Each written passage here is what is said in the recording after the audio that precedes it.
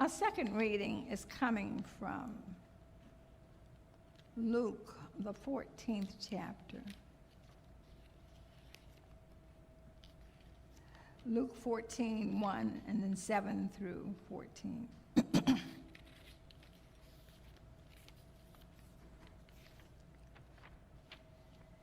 And I'm reading from the New Revised Standard Version, and it's recorded, on one occasion when Jesus was going to the house of a leader of the Pharisees to eat a meal on the Sabbath, they were watching him closely. And then to the 7th verse, when he noticed how the guests chose the places of honor, he told them a parable. When you are invited by someone to a wedding banquet, do not sit down at the place of honor, in case someone more distinguished than you has been invited by your host. And the host who invited both of you may come to say to you, give this person your place. And then in disgrace you would start to take the lowest place. But when you are invited, go and sit down at the lowest place, so that when your host comes, he may say to you, friend, move up higher. And then you will be honored in the presence of all who sit at the table with you. For all who exalt themselves will be humbled, and those who humble themselves will be exalted. He also said to the one who had invited him, when you give a luncheon or a dinner, do not invite your friends or your brothers or your relatives or rich neighbors, in case they may invite you in return and you would be repaid. But when you give a banquet, invite the poor, the crippled, the lame, and the blind, and you will be blessed, because they cannot repay you, for you will be repaid at the resurrection of the righteous. That's the word of God for the people of God.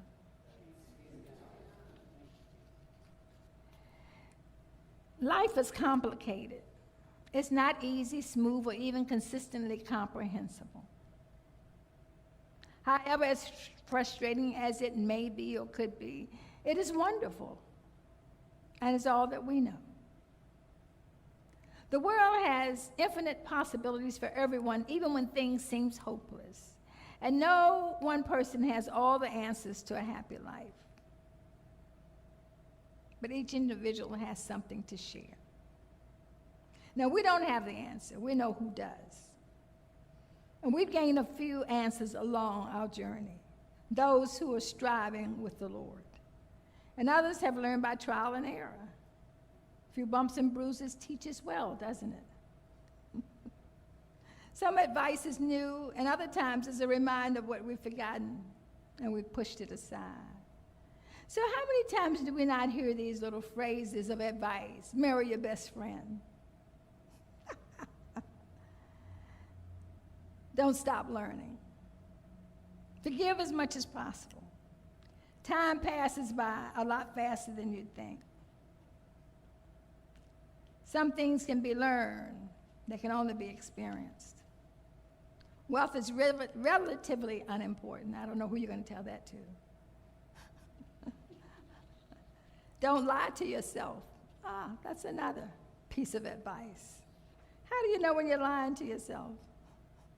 You're the last to know, aren't you? Somebody has to tell you. The past is something you learn from. It is not something you live in. Wealth is measured by your happiness and not by your financial statement. Yay. Do things for yourself in everything you do. Don't live for other people. Learn to handle criticism, since you're going to get a lot of it anyway. Value the people in your life. Be happy for other people who are happy. If you can find any that's happy, please join the wagon and be happy with them. Because there's just so many unhappy people. If you find somebody happy, please applaud them. Be happy for others. Challenge yourself a little bit every day. Quality beats quantity. Don't get too attached to material things. Living a good life is the best way possible to convince people. and nobody has it all figured out. These are, as I would say, advice tips that you get just from living. You just walk past somebody, somebody's got advice, it's free. They're not charging you anything. Have you ever done that, just giving somebody advice? Oh, the title of the message, Expert Advice, Now or Later. Expert advice, now or later. Some of us are actually paying for advice. We're paying for answers. We go to doctors, and we go to hairstylists and barbers, and why am I losing my hair? What some people are asking, and should I color my hair? We go to the dentist. We need advice. How long can I go without having this particular procedure done? We need advice. We need somebody to tell us what to do. We're just tired of trying to figure it out by ourselves. What should I wear? The wife asks the husband, and you know what the answer is that he gives her. Speechless. And then when she puts on something, and she comes out and says, how do I look? He's still speechless. He doesn't know whether he should say she looks great in it, or he thought she wore it last. He doesn't know what to say. Expert advice, now or later. When I look at Proverbs, when we look at Proverbs, we are really hearing the mind of Solomon, the author, the wisest man that's ever lived. Now, it would behoove all of us to read Proverbs as often as we can. There are 31 writings in Proverbs, and there's one for every day of the month. And if you have some left over for those that have 28 days or 30 days, then read it twice. That'll teach you for having too many. But the bottom line is, we are looking at wisdom, and we're always needing advice. And it begins by telling us how to conduct ourselves before kings. We should always avoid self-exaltation. And some of us might have a little issue with that because we like to talk about ourselves. We found ourselves to be so interesting and important.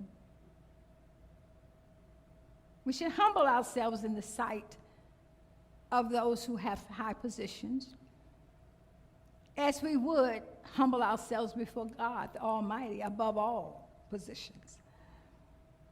And then it says, and then if you humble yourself and just take a humble position, they'll say, come up here.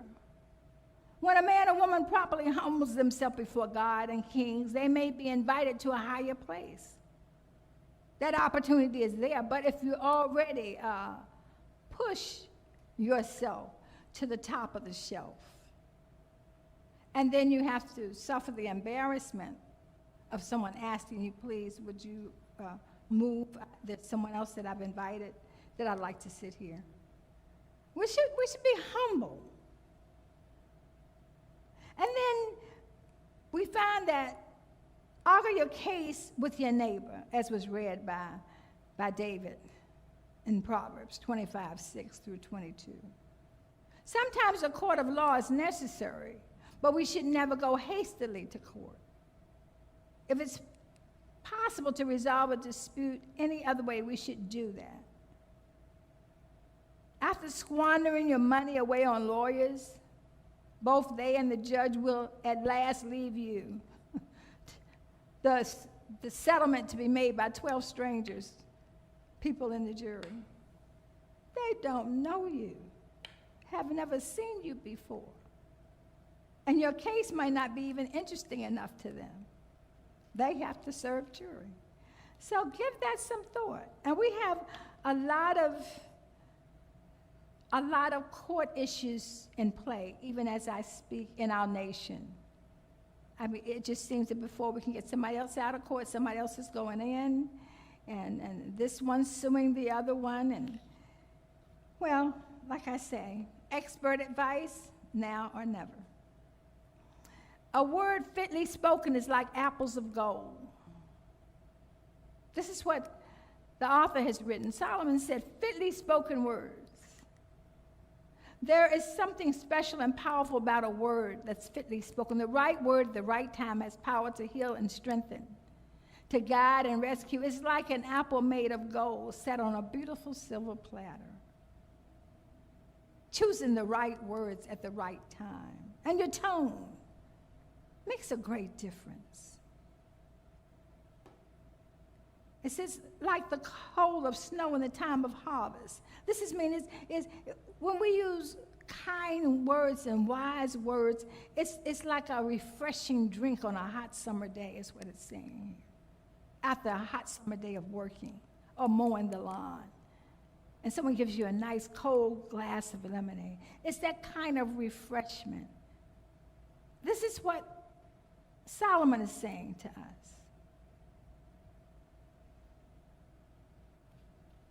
He's telling us how what we say and what we do can have such a major impact on the atmosphere. We are important beings, and we're vessels of the kingdom. And the Spirit of God is in us. And when we walk in a room, we don't have to come up front. God says He'll make a way for your talent. You don't have to raise your hand and say, I am the chairman of the board at my church. Just take your seat. God does the work. He orchestrates the moment. He paints the masterpiece each day in our lives. Expert advice now later. Where do we go for expert advice? There are no experts when it comes to spiritual things except God. Now, we're going to go to Him now in all things that we need, or are we going to do it later after we made a few blunders? He refreshes the soul of His masters. The sender of the message is refreshed. He who speaks refreshes the matter.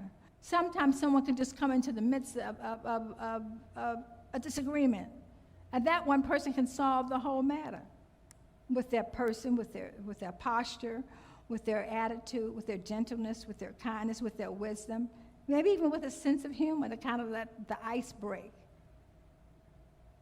Whoever falsely boasts of giving is like clouds of wind without rain.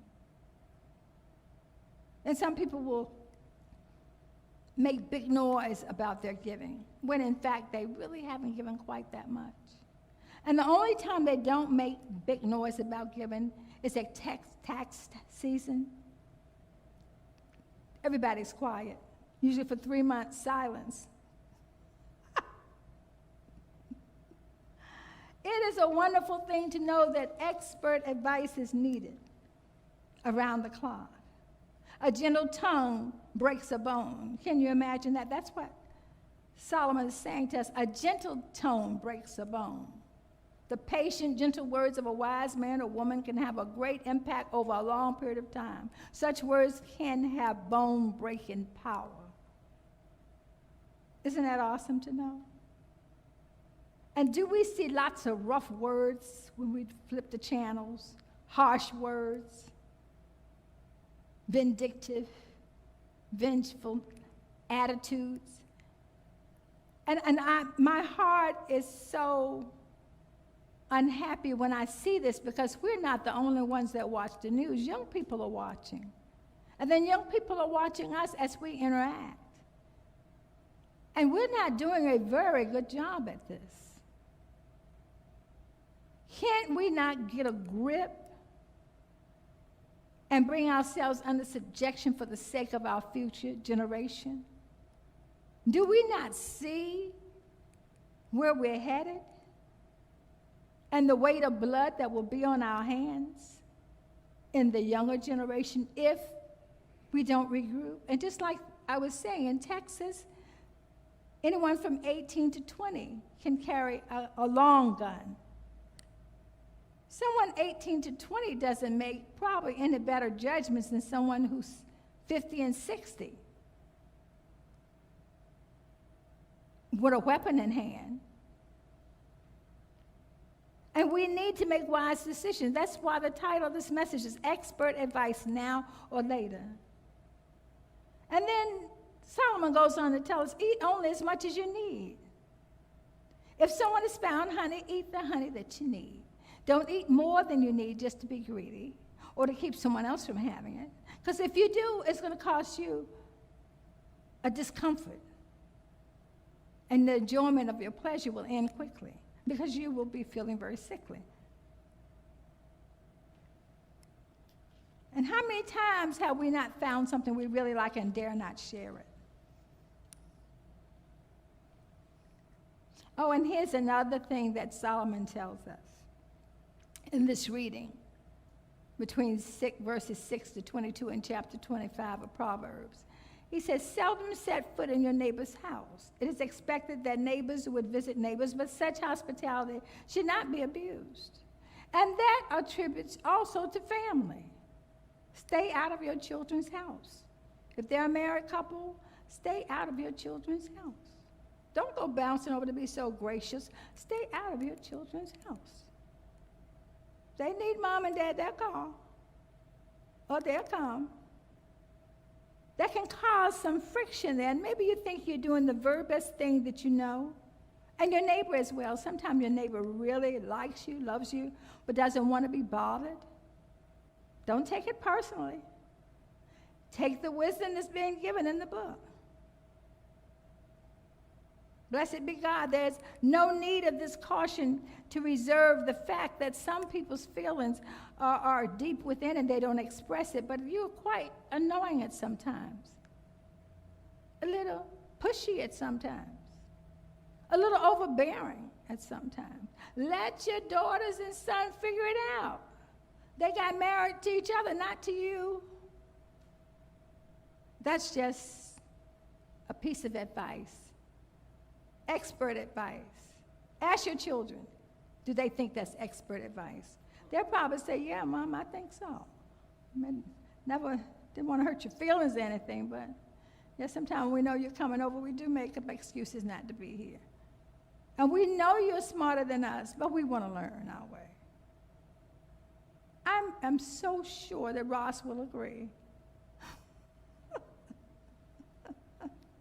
It says, lest they become weary of you and hate you, rather, or dislike you, or not appreciate your presence. And there's another thing that Solomon tells us. A man who bears false witness against his neighbor is like a club, a sword, and a sharp arrow. The liar, whether in the court of law or in a common conversation, does great damage. He's like a club, or he's like a weapon, in other words, if he's a liar. Because lies can be detrimental. They can cause others to have damaged characters, even broken spirits.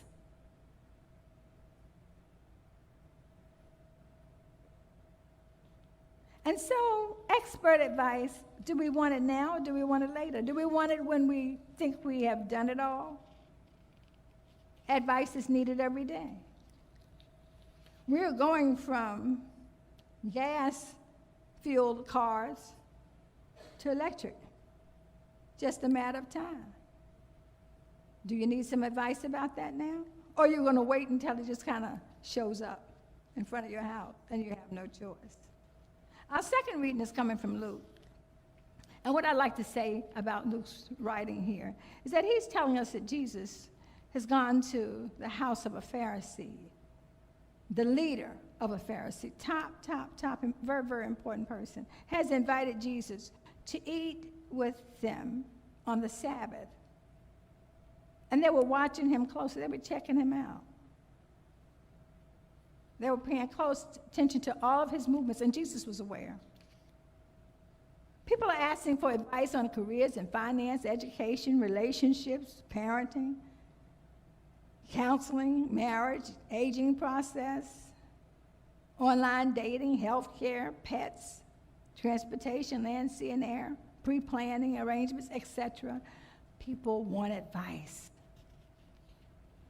Nobody's asking God about it. So we see here that Jesus gives advice and nobody's asking for it. You ever been anywhere and nobody was asking for advice and you got it? Well, I sure hope it happens in most churches, because that's what God does. And he did it through his son, Jesus Christ. So Jesus gets to this dinner party, and he observes that the guest is really getting a little antsy. But what the strange thing is that they have set a man in front of him who's sickly. He has palsy. Now, they purposely set Jesus in front of this man just to see what he would do. They want to check if he's going to heal him on the Sabbath. Well, you know what Jesus did. Jesus did what he does. He healed the man on the Sabbath. And then the party begins to roll. I'm sure they buzz. I knew he was going to do that. Make a few notes, would you please? And get that guy that he healed. Let's get some footage on him for the front page. They are busy. And Jesus is not stopping what he does, even though it's against their laws, his father's. His allegiance is to his father, not to the law of the Pharisees. So Jesus begins to give some information. He says, when you are invited by someone to a wedding banquet, do not sit down at the place of honor. He begins to give advice because he sees that he hears the buzzing. Where do we sit? Am I at the first table, second table? You've gone to a banquet, haven't you? And they got numbers on the table. And then you've seen people go and move the numbers off the table. Have you ever seen that? And they move the numbers way somewhere else and put their number at a closer table. You all haven't been to those kind of banquets, I guess. Yeah, well, I've seen it done, especially at wedding banquets, when some family members don't want to sit with somebody else. Now, Jesus is watching this. This is pretty much what's going on. Somebody doesn't want to sit way back there. They want to be close to the stage. They want to be close to the big wheels. They want their table close enough so they can hear the conversation of those that have clout. They have their motives, is the point I'm making. And Jesus is simply telling them, don't do that. Don't do that. Where you've been assigned to sit by the host, graciously take your position. He says, when you're invited, go and sit at the lowest place so that when your host comes, he may say to you, friend, we'd like you to come up closer. And of course, Jesus goes on a little bit more. And he begins to disturb this party that they plan to observe him. I guess Jesus said, I'll give you a show. He begins to give them more advice. He says, when you give a luncheon or a dinner, do not invite your friends or your brother and your family and your relatives and your rich neighbors. Don't do that. In case you may invite, you want to invite them so they'll invite you, and then you'll be repaid for all that you're putting out. But when you give a banquet, invite the poor, the crippled, the lame, and the blind, and you'll be blessed. And I cannot tell you how many affairs I've gone to in church and out of church, but particularly in church, that requires that you pay X number of dollars to go to a conference. In the church, in the house of God, they charge you to come in to the house of God, to a conference.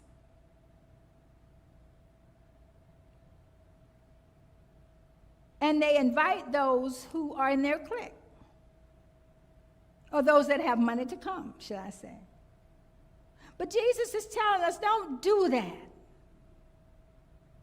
Do not do that. Expert advice coming from the mouth of Jesus. Do not do that. When will you hear that? Now or later?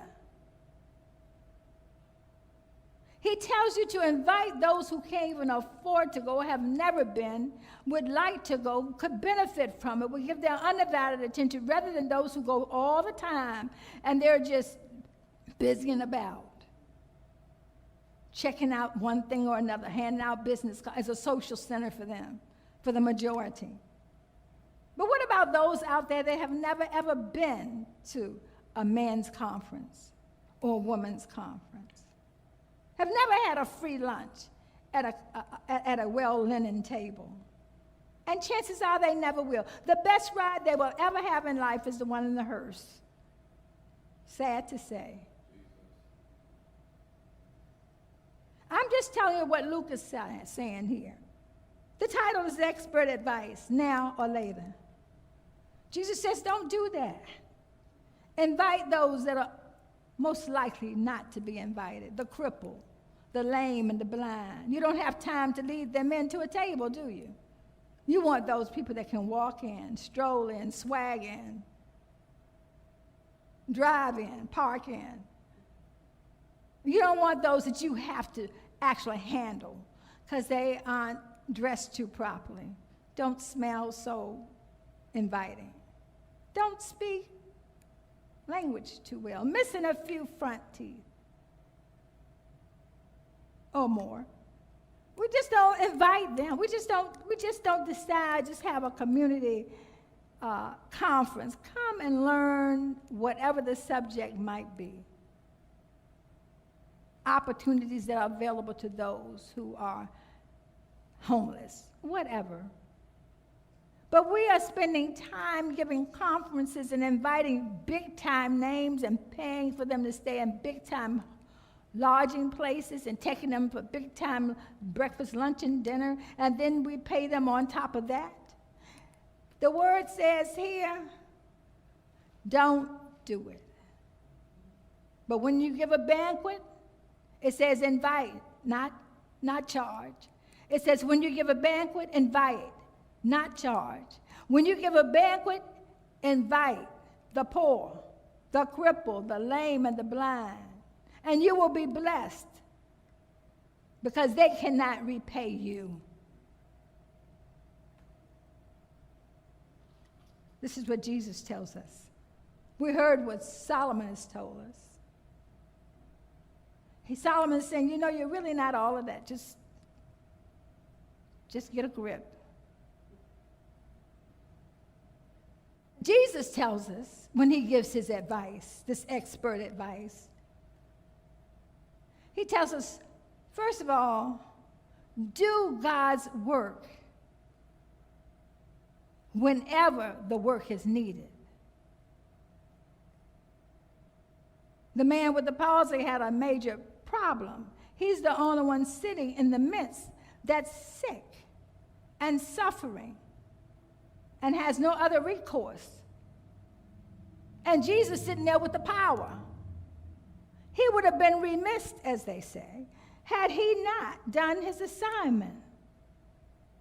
And if we at a banquet and someone's sitting at a table and seem to not be feeling too well and a little wobbly, what do? We shimmy over to another table.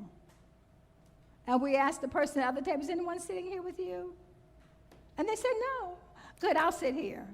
I didn't want to sit over there because that person appears to be fidgety, too active, talks too loud, whatever it might be that annoys you, rather than smoothing that fitting word toward them, that fitting word. If the word can be so fitting that it can break a bone, certainly it can soften a heart and put a smile on a face. This is the word of God for the people of God.